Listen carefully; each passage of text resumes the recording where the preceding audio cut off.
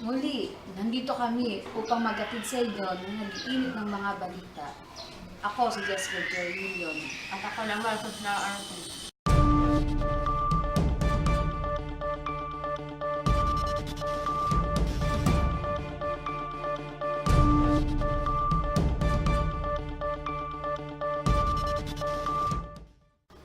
Para sa unang balita, ang ating tutunghayan ay ang paglago ng ekonomiya ng Pilipinas.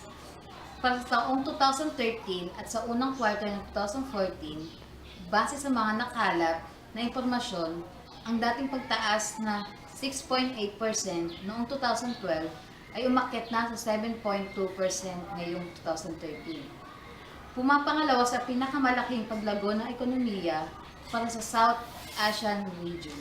Alam kami ang pagkaak na ito ay hindi inaasahan. Dahil sa bagong kumasalakay na kung nakaraan. Laro. At ngayon ko sa inyong bibigyan upang magbigay ng ibang detalye o kung pagkaak ng ekonomiya ng bansa.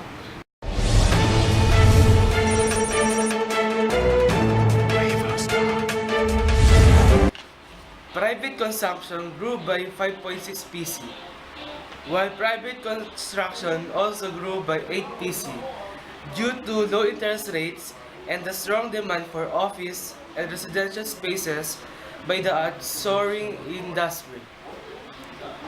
According to the World Bank, persistent remittance inflows and improved efficiency of public infrastructure spending also contributed to growth in 2013. Monetary and fiscal policy remain supportive of growth. Magbabalik kami pagkatapos ng ilang patalastas.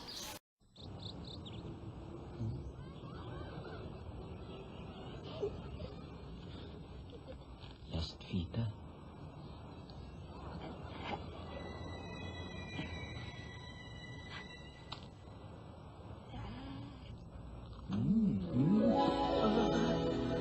Dahil sa usilak ang inyong puso, isang kahilingan.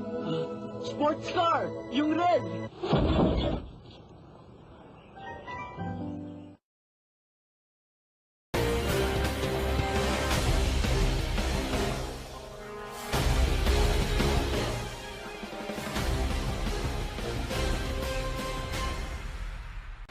Nagbabalik ang Look Force. Ang susunod ng balita ay ukol kay investment.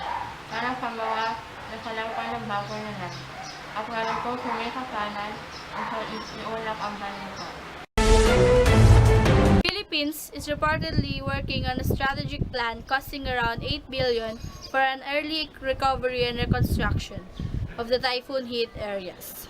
The World Bank projects the Philippine economic growth for 2014 at 6.6, down from the previous projected 6.7. The bank observes that the damage caused by the Typhoon Yolanda in November last year would likely pull down consumption.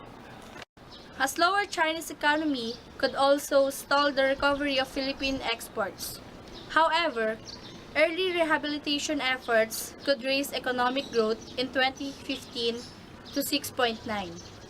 From previously forecast 6.8, but with slower infrastructure growth and high dependence on consumption, growth potential could be limited to below 6 over the long term.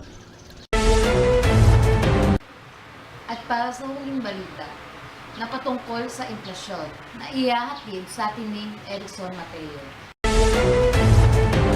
According to the Philippine Statistics Authority, the headline inflation climbed to 4.2 in January due to higher cost of food and beverage and eased to 4.1 in February as the prices of alcoholic beverages, tobacco, and transport were slower. After the slowdown in inflation during February, analysts were expecting that the central bank would keep the overnight borrowing rate steady. However, the central bank governor Amanda Titanco has reportedly hinted an early adjustment in monetary policy stance and other policy tools involving key interest rates hike. The overnight rate has been at a record low of 3.5 since October 2012 when it was cut by 25 basis points. At yan ang mga nababagang balita sa hapon ito. Muli ako si Jessica Joy Muglion. Ako naman, Kami ang